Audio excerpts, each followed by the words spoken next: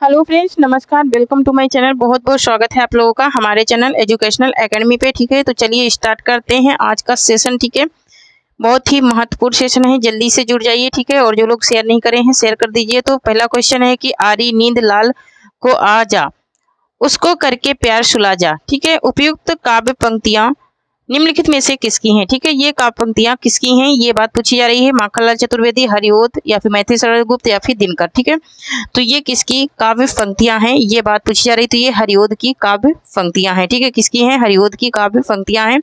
Next question देख लेते हैं। नेक्स्ट है कि जीर्ण जनपद प्रबंध काव्य के रचनाकार हैं। ठीक है, जीर्ण जनपद जो रचना है ये एक प्रबंध काव्य है और इसके रचनाकार कौन है? ठीक है, जीर्ण जनपद है ना। जीर्ण जनपद क्या है? एक प्रबंध काव्य है और इसके रचनाकार कौन है? तो यहाँ पर दो क्वेश्चन कंप्लीट होते हैं, एक तो रचनाकार, दूसरा ये काव्य की विधा ना। तो क्या है? ये प्रबंध काव्य है। ठीक है, तो ये किसका है? प्रेमधन का, बालकृष्ण भट्ट का, दिनकर का या फिर निराला का? ये किसका है? जीर्ण जनपद। ठीक है, तो जीर्ण जनपद इसका है, तो ये है प्रेमधन का। ठीक है, किसका है? प्रेमधन का है। ऑप्शन नंबर ए यहाँ पर क्या हो जाएगा? राइट आंसर हो जाएगा। ठीक है, ऑप्शन नंबर ए जो है वो राइट आंसर हो जाएगा।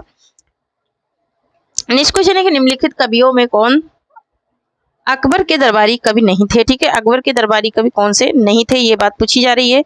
रहीम, गंग या फिर मनोहर कवि या फिर हरिदास, है ना। तो अकबर के जो दरबारी कवि नहीं थे वो कौन से कवि नहीं थे ये बात पूछी जा रही है यहाँ पर। तो यहाँ पर इसका राइट आंसर हो जाएगा ऑप्शन नंबर डी। हरिदास जो है ये हरदासी संप्रदाय से थे, ये अकबर के दरबारी कवि नहीं थे। नेक्स्ट क्वेश्चन देख लेते हैं।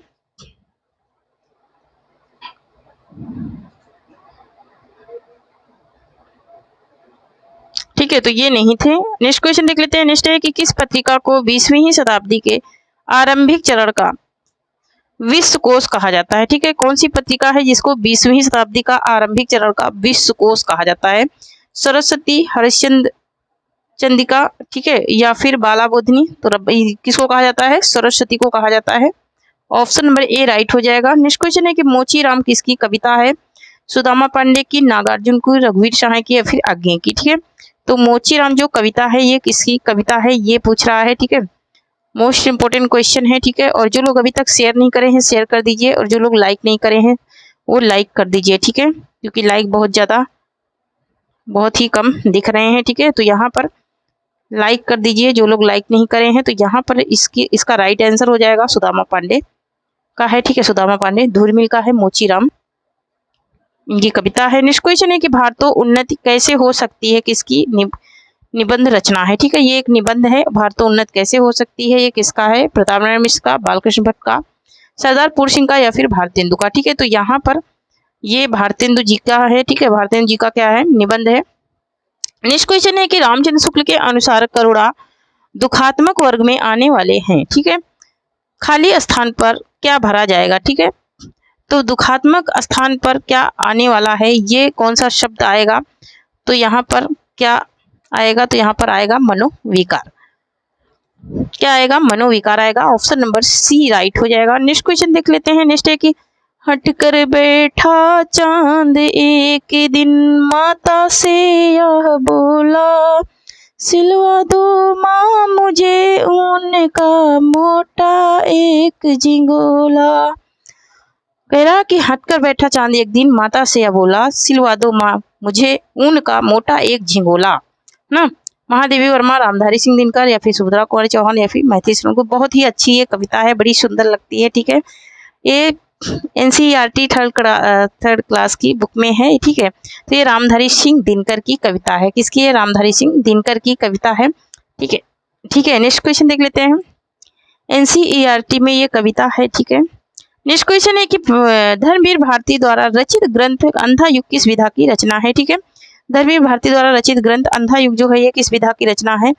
और ये 1955 की रचना है। नाट्य, गीत नाट्य है। यह क्या है? यह एक गीत नाट्य है। ऑप्शन नंबर ए यहाँ पर क्या हो जाएगा? राइट हो जाएगा, है ना। क्या हो जाएगा? ऑप्शन नंबर ए राइट हो जाएगा। 1955 है इसका।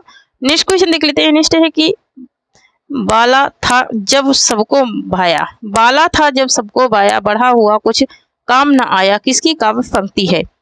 तो ये काव्य पंक्तियां हैं किसकी? अमीर खुसरो की हैं। ठीक है, किसकी हैं? अमीर खुसरो की हैं। ऑप्शन नंबर डी राइट हो जाएगा। नेक्स्ट क्वेश्चन देख लेते हैं। नेक्स्ट एक निम्नलिखित साहित्यकारों में से सबसे कम आयु किसकी रही, ठीक है।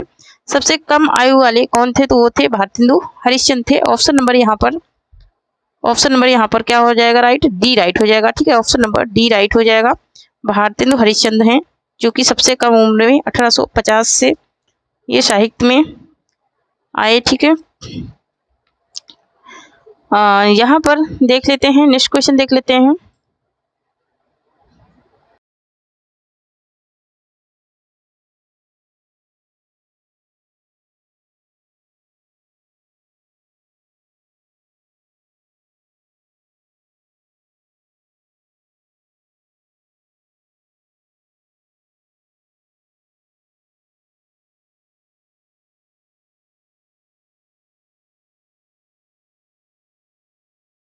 नेक्स्ट क्वेश्चन है कि लाल तारा के रचनाकार हैं, ठीक है। लाल तारा के रचनाकार कौन है, रामवृक्ष बेनीपुरी, उदय भट्ट हैं, या फिर निराला हैं, या फिर हरिओध हैं, ठीक है। तो लाल तारा जो है ये किसकी रचना है, ये बात पूछी जा रही है। तो लाल तारा जो रचना है वो किसकी रचना है, तो यहाँ पर ऑप्शन नंबर ए राइट हो जाएगा, रामवृक्ष बेनीपुरी की रचना है। नेक्स्ट क्वेश्चन है कि दिनकर की प्रसिद्ध काव्य कृति रश्मि रथी की कथा वस्तु कहाँ से ली गई है, ठीक है। रश्मि रथी की जो कथा वस्तु है वो कहाँ से ली गई है, पूर्णतया कल्पित है, या फिर भागवत पुराण से ली गई है, फिर रामायण से, या फिर महाभारत से।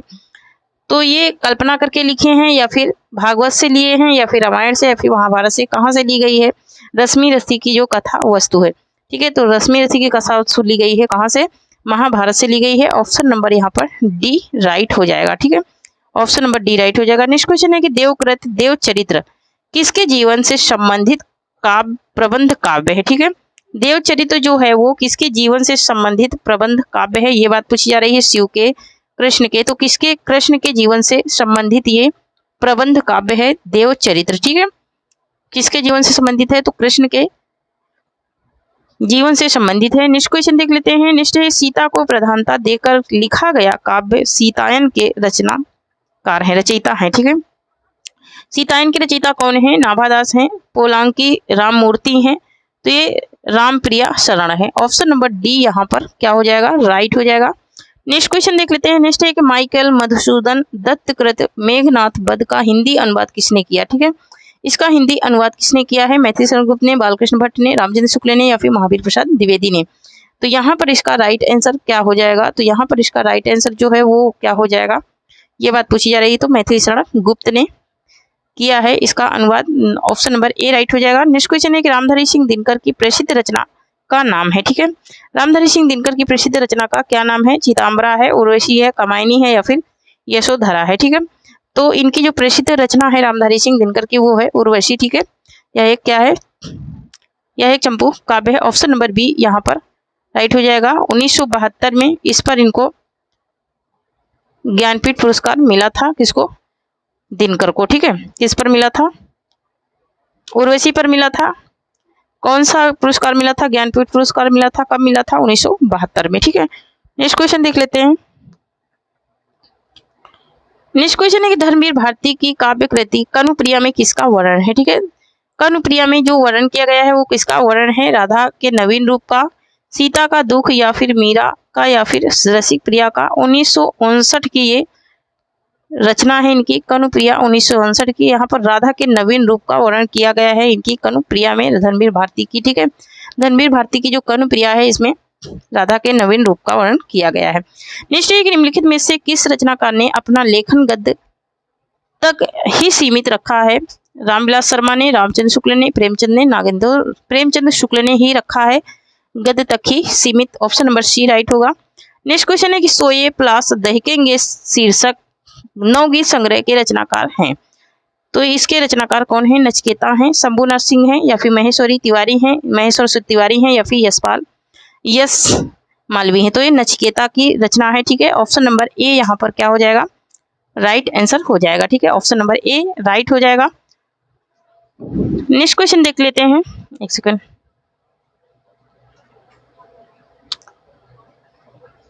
तो यहाँ पर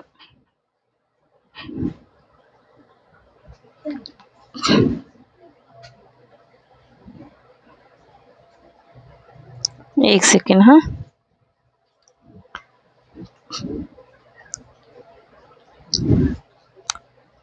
तो ये नचिकेता की रचना है, ठीक है।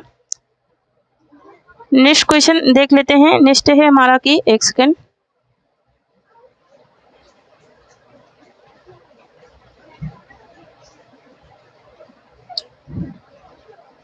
हाँ तो यहाँ पर ये जो शोएब लाश है ये कई लेखकों ने लिखा है लेकिन सबका अलग अलग है, ठीक है, तो इसमें कंफ्यूज नहीं होना है। नेक्स्ट क्वेश्चन है कि श्रीधर पाठक द्वारा रचित नहीं है, ठीक है, श्रीधर पाठक द्वारा रचित कौन सी रचना नहीं है? जॉर्ज वंदना, भारतोस्थान, या फिर बाल विधवा, या फिर वैदेही वनवास, ठीक है, तो वैदेही वनवास इनका नहीं है, ये हरिओद की रचना है, ठीक है, ये किसकी है? ये अयोध्या सिंह उपाध्याय हरिओद की रचना है।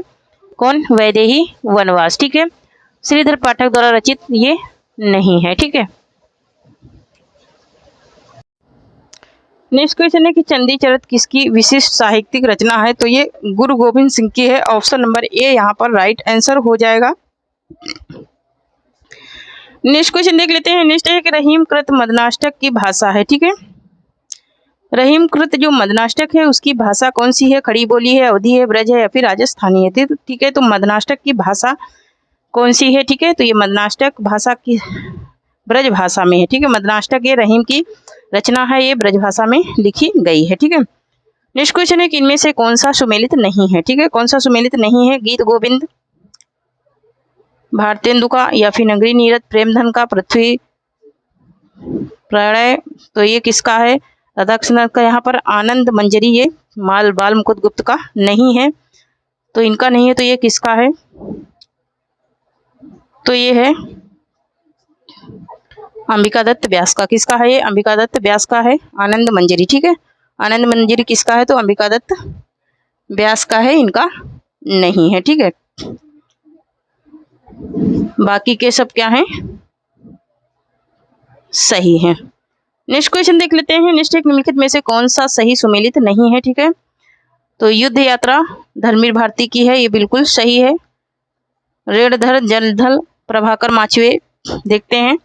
जुलूस रुका हुआ, जुलूस रुका है विवेकी राय, तो यहाँ पर रेणधर जलधल किसका है? ये फ्रेसरनाथ रेणु का है, ठीक है, रेणधन जलधन है ना, रेण जल और धन जल, ये किसका है? फ्रेसरनाथ रेणु का है।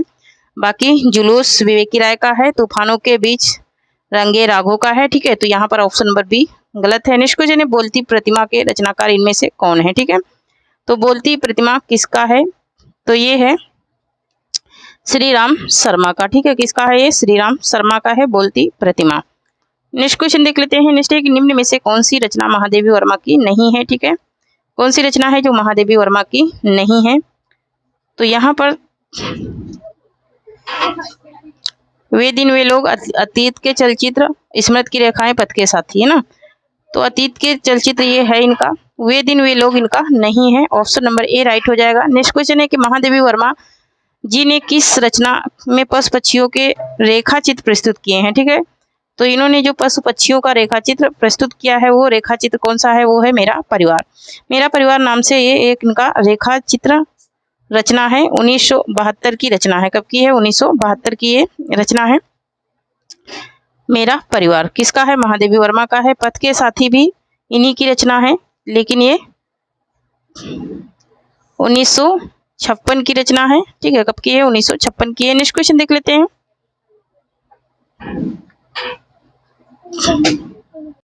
नेक्स्ट क्वेश्चन देख लेते हैं। निम्नलिखित में कौन सुमेलित है, ठीक है, कौन सा सही है ये बताना है। सुधिया उस चंदन वन की, ठीक है, सुधिया उस चंदन वन की, विद्या निवास मिश्र, या फिर जिनके साथ जिया राजेंद्र यादव, भूले बिसरे भूले हुए चेहरे भगवती चरण वर्मा, समय के पांव माखनलाल चतुर्वेदी। तो सुमेलित पूछ रहा है, कौन सा सही सुमेलित है ये बात पूछ रहा है। तो यहाँ पर सुधिया उस चंदन वन की विष्णुकांत का है, और ये जिनके साथ जिया ये है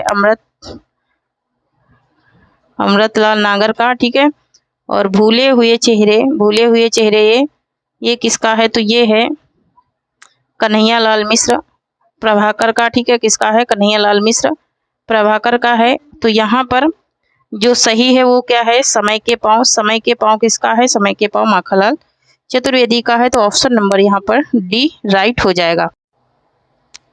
नेक्स्ट क्वेश्चन है, ठेठ हिंदी में उपन्यास लिखने वाले कौन है, ठीक है, ठेठ हिंदी में उपन्यास लिखने वाले कौन है? निराला है, प्रेमचंद है, प्रसाद है, या फिर हरिओद है, ठीक है, तो ठेठ हिंदी का ठाठ इनका उपन्यास है, ठीक है। ठेठ हिंदी का ठाठ इनके उपन्यास का नाम है और ठेठ हिंदी में इन्होंने लिखा भी है। तो यहाँ पर इसका राइट आंसर हो जाएगा ऑप्शन नंबर डी, हरिओद की रचना है, ठीक है। किसकी है? हरिओद की रचना है ठेठ हिंदी का ठाठ, ये उपन्यास है, ठीक है। ठेठ हिंदी में वो लिखा गया है, ठीक है। नेक्स्ट क्वेश्चन देख लेते हैं और 1899 का है, ठीक है। नेक्स्ट क्वेश्चन है कि जहाज का पंछी किस प्रकार का उपन्यास है, ठीक है। जहाज का पंछी जो है वो किस प्रकार का उपन्यास है? आंचलिक है, ऐतिहासिक है, सामाजिक है या फिर मनोवैज्ञानिक है? तो यह एक कैसा है? मनोवैज्ञानिक उपन्यास है। इलाचंद जोशी का है, ठीक है। किसका है? इलाचंद जोशी का है। ऑप्शन नंबर यहाँ पर डी राइट हो जाएगा। नेक्स्ट है कि बिहारी सतसई में दोहे हैं, ठीक है। बिहारी सतसई में कितने दोहे हैं? 500, 718, 719, 717। तो यहाँ पर इसका राइट आंसर हो जाएगा हमारा क्या? ऑप्शन नंबर, एक सेकंड, ऑप्शन नंबर सी हो जाएगा। ये 719 दोहे हैं, ठीक है। 719 दोहे हैं, कहीं कहीं 713 दोहे भी माने जाते हैं, मतलब देखने को मिलते हैं, लेकिन वर्तमान में 719 ही दोहे हैं। इसमें बिहारी सतसई में। नेक्स्ट क्वेश्चन है कि घनानंद को की कृतियां किस भाषा में है, ठीक है। घनानंद की जो कृतियां हैं वो किस भाषा में है? अवधी में, खड़ी बोली में, ब्रज भाषा में या फिर मैथिली में, ठीक है। किसमें है घनानंद की कृतियां? तो घनानंद की कृतियां ब्रज भाषा में सबसे ज्यादा लिखी गई हैं। नेक्स्ट क्वेश्चन है कि गंगा लहरी, गंगा लहरी किसकी रचना है? गंगा लहरी किसकी रचना है? मतीराम की है, पद्माकर की है, ठाकुर की है या फिर बोधा की है? तो यहाँ पर इसका राइट आंसर क्या हो जाएगा? यहाँ पर इसका राइट आंसर क्या हो जाएगा? गंगा लहरी, ठीक है। गंगा लहरी किसकी रचना है? तो गंगा लहरी पद्माकर की रचना है, ठीक है। किसकी रचना है? पद्माकर की रचना है गंगा लहरी। नेक्स्ट क्वेश्चन देख लेते हैं। नेक्स्ट है कि नैन नचाए कहूँ मुस्काए लला फिर अयो खेलन हो रही है ना, पंक्ति के कवि हैं, ठीक है। इस पंक्ति के कौन से कवि हैं? कौन से? तो यहाँ पर देखेंगे सेनापति, घनानंद, पद्माकर या फिर ठाकुर, ठीक है। तो इन पंक्तियों के रचनाकार कौन है ये पूछ रहा है। तो यहाँ पर इसका राइट आंसर हो जाएगा हमारा क्या? ऑप्शन नंबर सी हो जाएगा। पद्माकर की ये क्या है? एक सेकंड, ये क्या है? पद्माकर की काव्य पंक्तियां हैं। ऑप्शन नंबर सी राइट हो जाएगा। पद्माकर की काव्य पंक्तियां हैं। नैन नचाए कहीं मुस्काए, है ना, ये बहुत ज्यादा पूछा जाता भी है, ठीक है। नेक्स्ट क्वेश्चन है कि निम्नलिखित में से अर्धछाप के कवि नहीं है। तो सूरदास तो हैं, सूरदास, यहाँ पर मलुकदास नहीं है, नंददास और चित स्वामी है। तो ऑप्शन नंबर बी राइट हो जाएगा, ठीक है। ऑप्शन नंबर बी राइट हो जाएगा।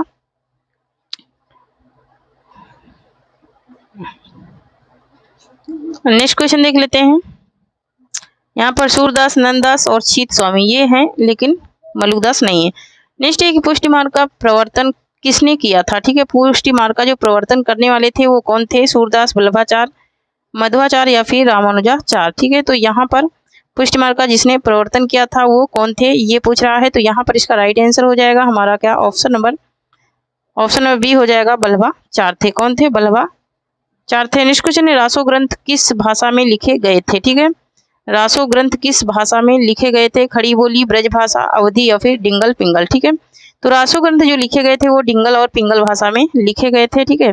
किसमें लिखे गए थे? डिंगल और पिंगल भाषा में लिखे गए थे रासो ग्रंथ। नेक्स्ट क्वेश्चन है कि पुराण, महापुराण के रचनाकार कौन है, ठीक है। महापुराण के रचनाकार कौन है? अब्दुल रहमान है, पुष्पदंत है, धनपाल है या फिर स्वयंभू है?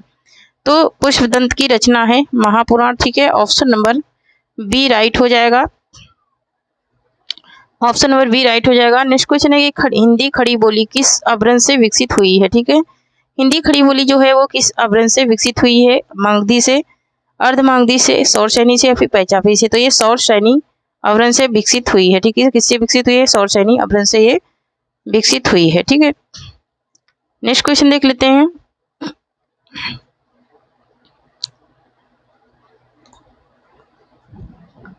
नेक्स्ट है कि मथुरा, आगरा, धौलपुर और ग्वालियर आदि क्षेत्र में निम्नलिखित में से कौन सी बोली बोली जाती है, ठीक है। तो यहाँ पर कौन सी बोली बोली जाती है ये पूछा जा रहा है। ब्रज भाषा, अवधी, खड़ी बोली या फिर बांग्रू, ठीक है। तो यहाँ पर ब्रज भाषा बोली जाती है। ऑप्शन नंबर ए राइट हो जाएगा। नेक्स्ट क्वेश्चन है कि हिंदू और हिंदुस्तान शब्द किस भाषा में है? किस भाषा के हैं, ठीक है। संस्कृत, हिंदी, फारसी? तो ये फारसी भाषा के हैं। ऑप्शन नंबर सी राइट हो जाएगा। नेक्स्ट क्वेश्चन है कौरवी भाषा का उदय किससे हुआ है? ठीक है, कौरवी भाषा का उदय जो हुआ है वो किससे हुआ है? पश्चिमी से, राजस्थानी से, पूर्वी से या फिर बिहारी से? तो ये पश्चिमी हिंदी से हुआ है। किससे हुआ है? पश्चिमी हिंदी से हुआ है। नेक्स्ट क्वेश्चन है कि छत्तीसगढ़ी किस भाषा की बोली है? ठीक है, छत्तीसगढ़ी किस भाषा की बोली है? पश्चिमी हिंदी की, राजस्थानी की, बिहारी की या फिर पूर्वी हिंदी की? ठीक है, तो ये पूर्वी हिंदी की बोली है छत्तीसगढ़ी। ठीक है, किसकी है? पूर्वी हिंदी की बोली है छत्तीसगढ़ी। नेक्स्ट क्वेश्चन देख लेते हैं।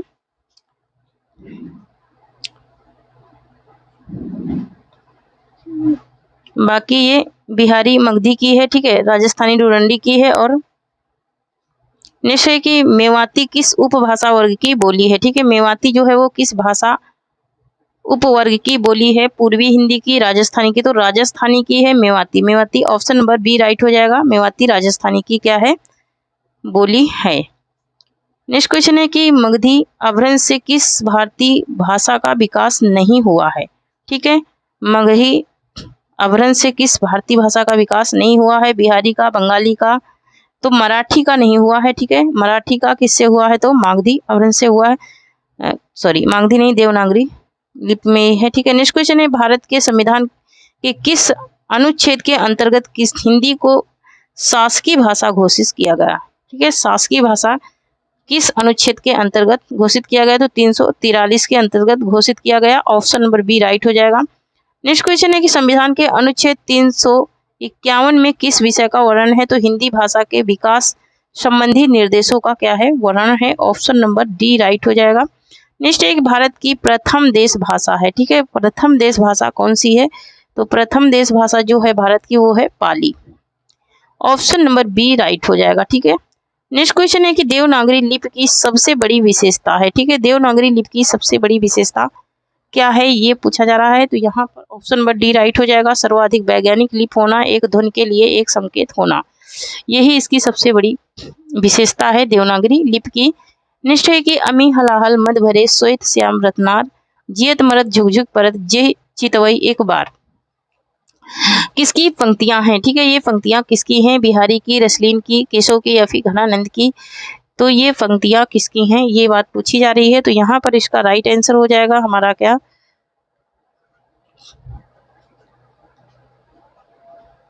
यहाँ पर इसका राइट आंसर हो जाएगा हमारा ऑप्शन नंबर बी हो जाएगा। रसलीन की ये पंक्तियां हैं। मोस्ट इंपोर्टेंट ये पंक्तियां हैं, बहुत बार ये पूछी जा चुकी हैं। ठीक है, बहुत ही बार ये पूछी जा चुकी हैं पंक्तियां। नेक्स्ट क्वेश्चन देख लेते हैं, एक सेकंड।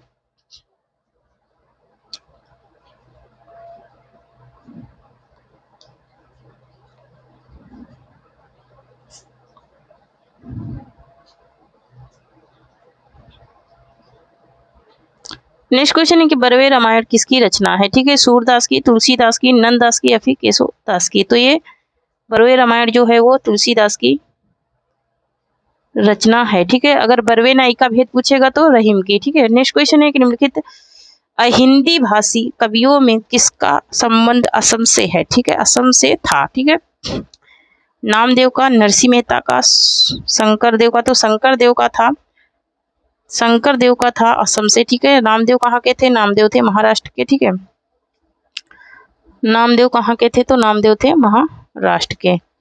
और ये नरसिंह मेहता गुजरात की थी। कहाँ के थे? गुजरात की। चैतन्य महाप्रभु बंगाल से थे। ठीक है, कहाँ से थे? बंगाल से।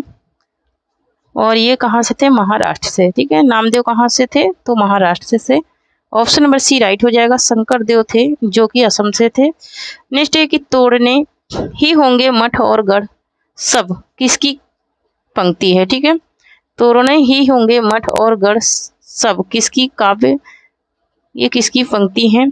ठीक है, तो ये मुक्ति बोध की हैं। ठीक है, किसकी हैं? मुक्ति बोध की पंक्तियां हैं। ऑप्शन नंबर डी राइट हो जाएगा। नेक्स्ट क्वेश्चन है कि रामचंद्र शुक्ल की आलोचनात्मक कृति कौन सी है? ठीक है, रामचंद्र शुक्ल की जो आलोचनात्मक कृति है वो कौन सी है, ये पूछा जा रहा है। तो यहाँ पर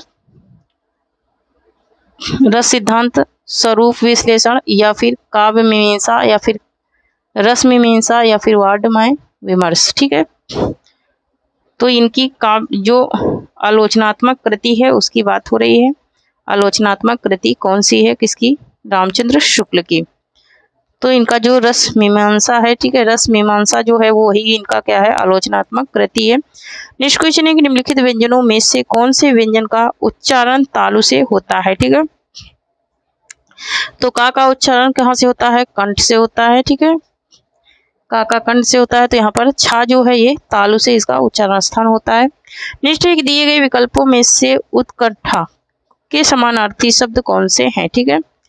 तो उत्कंठा के समानार्थी शब्द कौन से हैं, उत्कर्षा है, अभिलाषा है, ठीक है, क्या है, उत्कृष्टता और अभिलाषा। नेक्स्ट क्वेश्चन है नीचे दिए गए काले अक्षर वाले शब्द का अनेकार्थ शब्द लिखिए। आजकल के घरों में एक सुसज्जित कक्ष अवश्य होता है, ठीक है, एक सुसज्जित कक्ष अवश्य होता है, ठीक है, आजकल के घर में। अब यहाँ पर कह रहा है कि काले अक्षर वाले शब्द का अनेकार्थक शब्द लिखिए, ठीक है। तो बैठक हो जाएगा, क्या हो जाएगा, बैठक हो जाएगा। नेक्स्ट क्वेश्चन है कि अपने मुंह मियाँ मिट्ठू बनना का अर्थ है, ठीक है। अपने मुंह मियाँ मिट्ठू बनना का अर्थ क्या है, अपनी प्रशंसा स्वयं करना, अपना मतलब निकालना। तो अपनी प्रशंसा स्वयं करना होता है। नेक्स्ट क्वेश्चन है कि निम्न में से निम्न वर्तनी की दृष्टि से शुद्ध शब्द है, ठीक है। पूज्य है, परीक्षण है, प्राण है, फिर परीक्षा। तो परीक्षा क्या है, ये शुद्ध है, ठीक है, परीक्षा जो है ये शुद्ध वर्तनी में लिखा गया है, ठीक है। तो यहाँ पर परीक्षण ऐसे लिखा जाता है, ठीक है, और प्राण ऐसे लिखा जाता है। नेक्स्ट क्वेश्चन है कि चा छा जा झा यहाँ का उच्चारण स्थान होता है। तो तालु से होता है। ऑप्शन नंबर सी यहाँ पर राइट आंसर हो जाएगा, है ना। ऑप्शन नंबर सी क्या हो जाएगा, राइट आंसर हो जाएगा। नेक्स्ट देख लेते हैं, एक सेकंड। मूर्धा टा वर्ग के उच्चारण स्थान है, ठीक है, टा वर्ग का उच्चारण स्थान है मूर्धा, और दंत है ता वर्ग का। नेक्स्ट देख लेते हैं। नेक्स्ट है कि साधारण वाक्य के अंत में किस विराम चिन्ह का प्रयोग होता है, ठीक है। साधारण वाक्य की बात हो रही है, पूर्ण विराम, प्रश्न चिन्ह। तो पूर्ण विराम का क्या होता है, प्रयोग होता है। नेक्स्ट क्वेश्चन है कि अपेक्षा का विलोम है, ठीक है। अपेक्षा का विलोम क्या हो जाएगा, तो यहाँ पर इसका राइट आंसर हो जाएगा हमारा क्या, उपेक्षा हो जाएगा, अपेक्षा का विलोम, ठीक है। अपेक्षा का विलोम क्या हो जाएगा, उपेक्षा हो जाएगा। नेक्स्ट क्वेश्चन है कि यह पुस्तक भी हाथों हाथ बिक गई। अब इसमें समास पूछ रहा है हाथों हाथ। तो हाथों हाथ में कौन सा समास है, अव्ययी भाव। नेक्स्ट क्वेश्चन है कि उसने छल से पराजित किया। में छल से में कौन सा कारक है, ठीक है, छल से में कौन सा कारक है। तो छल से में करण कारक हो जाएगा, क्या कौन सा कारक हो जाएगा, करण कारक हो जाएगा। नेक्स्ट है कि तत्सम शब्द है। तत्सम शब्द कौन सा है, तो यहाँ पर अमृत जो है वो तत्सम शब्द है। ऑप्शन नंबर ए राइट हो जाएगा, ठीक है। माता का मात्र होता है, ठीक है, बंदर का वानर होता है, ठीक है, बंदर का वानर। नेक्स्ट है कि नीचे दिए गए विकल्पों में से तत्सम शब्द का चयन कीजिए, ठीक है। नीचे दिए गए विकल्पों में से तत्सम शब्द का चयन करना है। आम है, क्या है, तत्सम है, ठीक है, आम जो शब्द है वो क्या है, तत्सम शब्द है। नेक्स्ट क्वेश्चन है कि मनोविश्लेषणात्मक शैली के उपन्यासकार हैं, ठीक है। प्रेमचंद, रांगे राघव, इलाचंद जोशी या फिर वृंदावन लाल वर्मा। तो कौन है, इलाचंद जोशी हैं। ऑप्शन नंबर सी यहाँ पर राइट आंसर हो जाएगा, ठीक है, क्या हो जाएगा, ऑप्शन नंबर सी जो है ये राइट आंसर हो जाएगा।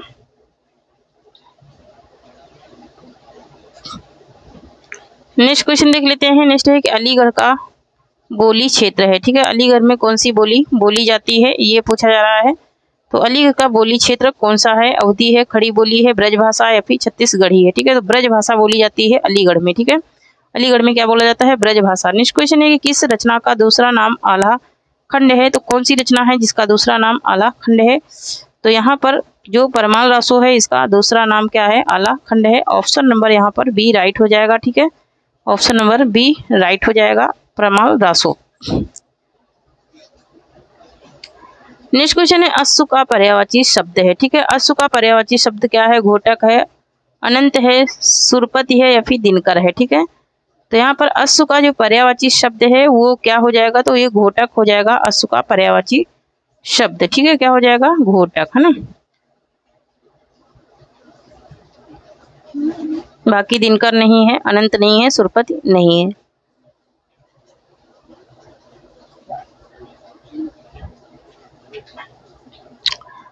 नेक्स्ट क्वेश्चन देख लेते हैं।